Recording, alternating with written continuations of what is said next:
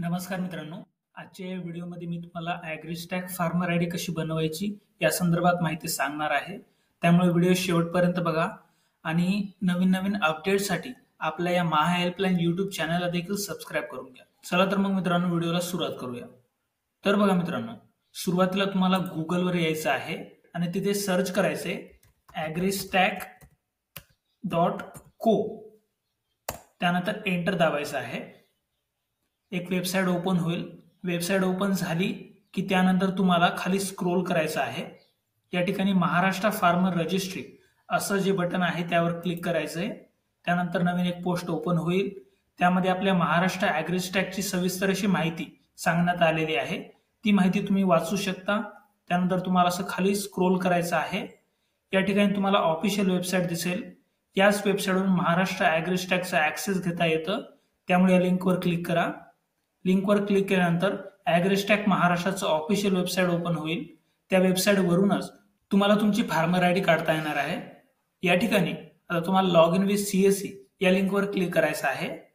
या ठिकाणी बघा मित्रांनो, शेतकऱ्यांना स्वतः त्यांची फार्मर आयडी काढता येणार नाहीये. केवळ लॉग इन विथ CSE म्हणजे CSE आयडी द्वारेच तुम्हाला फार्मर आयडी काढता येणार आहे. त्यामुळे CSE सेंटरवर जाऊनच तुम्हाला तुमची फार्मर आयडी मिळणार आहे.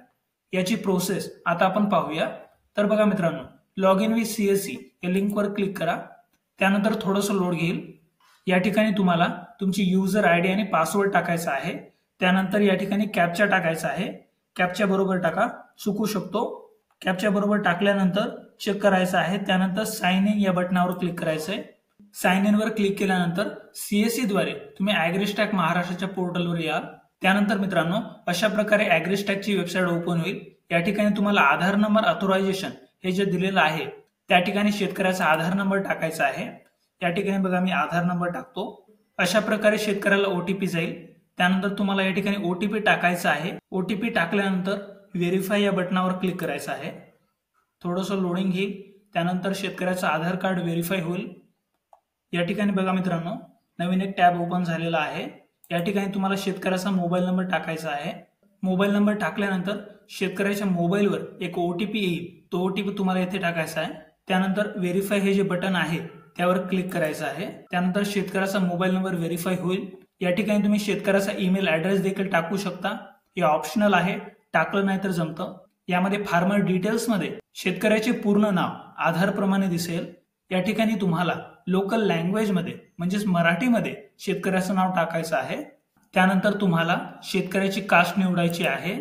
या ठिकाणी कास्ट निवडल्यानंतर खाली स्क्रोल करायचं आहे आणि या ठिकाणी फार्मर आयडेंटिफायर नेम हे जे नेम आहे ते तुम्हाला मराठीमध्ये टाकायचे आहे. त्यानंतर नाव टाकल्यानंतर खाली स्क्रोल करायचं आहे. या ठिकाणी शेतकऱ्याचे पूर्ण ॲड्रेस टाकायचा आहे. शेतकऱ्याचा ॲड्रेस टाकल्यानंतर खाली तुम्हाला फार्मर टाईपमध्ये ओनर सिलेक्ट करायचा आहे. म्हणजे शेतकरी जर जमिनीचा ओनर असेल तर या ठिकाणी ओनर सिलेक्ट करायचं आहे. त्यानंतर तुम्हाला लँड डिटेल्समध्ये लँड डिटेल्स या बटनावर क्लिक करायचं आहे. त्यानंतर डिस्ट्रिक्ट निवडायची आहे.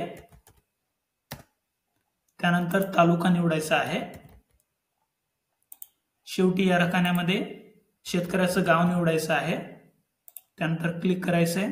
या ठिकाणी तुम्हाला शेतकऱ्याच्या जमिनीचा गट नंबर टाकायचा आहे आणि त्यानंतर सबमिट या बटनावर क्लिक करायचं आहे. थोडंसं लोडिंग घेईल.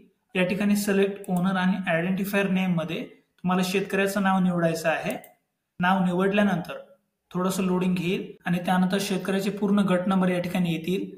हे सर्व गट नंबर तुम्हाला सिलेक्ट करायचे आहेत आणि त्यानंतर सबमिट या बटनावर क्लिक करायचं आहे. या ठिकाणी पण तुम्हाला व्हेरीफाय ऑल लँड या बटनावर क्लिक करायचं आहे. आता व्हेरीफाय झालेलं आहे. आता या ठिकाणी तुम्हाला खाली डिपार्टमेंट अप्रुव्हलमध्ये रिव्हेन्यू या ठिकाणी क्लिक करायचं आहे आणि खाली फार्मर कन्सेंटमध्ये या ठिकाणी आय ॲग्री म्हणून टिक करायचं आहे आणि त्यानंतर येथे येस राहू द्यायचं आहे आणि डबल खाली या ठिकाणी क्लिक करायचं आहे आणि त्यानंतर डिक्लेरेशन बाय CSE फार्मर यावर पण टिक करायचं आहे. त्या ठिकाणी तुम्हाला सेव्ह वर क्लिक करायचं आहे. त्यानंतर थोडंसं लोडिंग येईल. ई साईनचा पॉपअप विंडो ओपन होईल. या ठिकाणी तुम्हाला शेतकऱ्याचं व्हेरिफिकेशन करायचं आहे. या ठिकाणी बघा OTP आणि बायोमेट्रिक हे दोन ऑप्शन दिलेले आहेत. त्यापैकी कोणताही ऑप्शन तुम्ही निवडू शकता. OTP ऑप्शन जर निवडला तर लवकर प्रोसेस होते आणि जर बायोमेट्रिक हा जर ऑप्शन निवडला तर थोडं अवघड जात आहे. काही वेळा सर्व्हर डाऊन होत आहे. त्यामुळे तुम्ही OTP वरच काम करा आणि त्यानंतर प्रोसीड टू ई साइन या बटनावर क्लिक करा. आता बघा एक एरर आलेला आहे. E sign server is busy at the moment, please try after some time. अशा बऱ्याच जणाला प्रॉब्लेम येतो आहे. तो प्रॉब्लेम नेट इंटरनेट स्लो असल्यामुळे येतो. त्यामुळे तुम्हाला थोड्या वेळानंतर ट्राय करायचा आहे.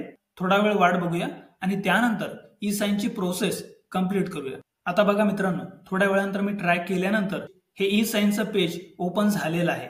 या ठिकाणी तुम्हाला शेतकऱ्याचा आधार नंबर टाकायचा आहे आणि त्यानंतर आधार नंबर टाकल्यानंतर आधारवर जो OTP येतो तो OTP या ठिकाणी टाकायचा आहे. चला तर मग आपण प्रोसेस करूया. शेतकऱ्याचा आधार नंबर टाकल्यानंतर गेट OTP या बटनावर क्लिक करायचं आहे. मग शेतकऱ्याच्या आधार रजिस्टर मोबाईलवर एक OTP येईल. तो OTP तुम्हाला या ठिकाणी टाकून व्हेरिफिकेशन कंप्लीट करायचं आहे. थोडंसं वाट बघूया. सर्व्हर डाऊन असल्यामुळे असे एरर येत आहेत. या ठिकाणी बघा OTP गेलेला आहे. तो OTP आता आपण इथे टाकूया. OTP टाकल्यानंतर आय हेअर बाय स्टेट ते टिक मार्क राहू द्या आणि त्यानंतर सबमिट या बटनावर क्लिक करायचं आहे. या ठिकाणी थोडंसं वाट बघूया. तर मित्रांनो बघा, आता आपलं रजिस्ट्रेशन सक्सेसफुल झालेलं आहे. रजिस्ट्रेशन सक्सेसफुल असा मेसेज देखील आलेला आहे. या ठिकाणी एनरोलमेंट ID देखील देण्यात आलेली आहे. याच आयडीच्या माध्यमातून तुम्ही तुमच्या फार्मर आयडीचं स्टेटस पण पाहू शकता. एकदा का रजिस्ट्रेशन सक्सेसफुल झालं की त्यानंतर तुम्हाला खाली स्क्रोल करायचं आहे आणि डाउनलोड PDF हे जे बटन आहे त्या बटनावर क्लिक करायचं आहे आणि तुमची पावती डाउनलोड करून घ्यायची आहे. या ठिकाणी बघा पावती डाउनलोड झालेली आहे. आता आपण पावती देखील डाउनलोड केलेली आहे. सर्व प्रोसेस कंप्लीट झाली की त्यानंतर तुम्हाला ओके या बटनावर क्लिक करायचं आहे. ओके बटनावर क्लिक केलं की लगेच तुम्ही ऑफिशियल वेबसाईटच्या होम पेजवर याल. तर मित्रांनो बघा, अशा प्रकारे तुम्ही फार्मर आयडीची प्रोसेस कंप्लीट करू शकता. रजिस्ट्रेशनची प्रोसेस खूपच सिंपल आहे. या व्हिडिओमध्ये ज्या स्टेप मी सांगितलेल्या आहेत त्या फॉलो करा आणि त्या प्रकारे फार्मर आयडीसाठी अप्लाय करा. सोबतच मित्रांनो, अशाच नवीन माहितीसाठी आपल्या या महा हेल्पलाईन YouTube चॅनलला देखील सबस्क्राईब करून ठेवा, जेणेकरून तुम्हाला असेच माहितीपर व्हिडिओज भेटत राहतील. चला तर मग मित्रांनो, भेटूया नवीन व्हिडिओमध्ये. तोपर्यंत धन्यवाद.